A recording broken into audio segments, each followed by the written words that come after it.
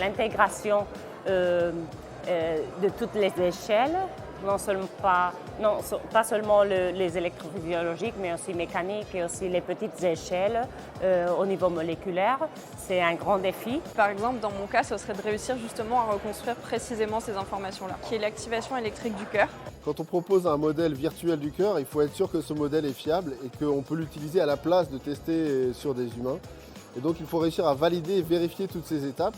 Et aussi réussir à s'élargir à toutes les pathologies qui existent. Certaines pathologies peuvent être rares ou sur des populations fragiles comme les enfants.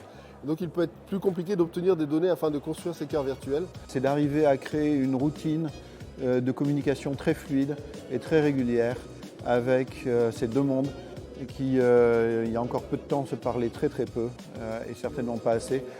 C'est-à-dire que les informaticiens seuls ou les chercheurs en sciences numériques seuls, ils ne peuvent pas le faire s'il n'y a pas ce type de collaboration, et nous encore moins. Alors d'un point de vue personnel, un des défis qu'il y a à relever, c'est de favoriser la transition entre le travail de recherche et l'application clinique à l'hôpital. Il faut faire un passage vers l'homme.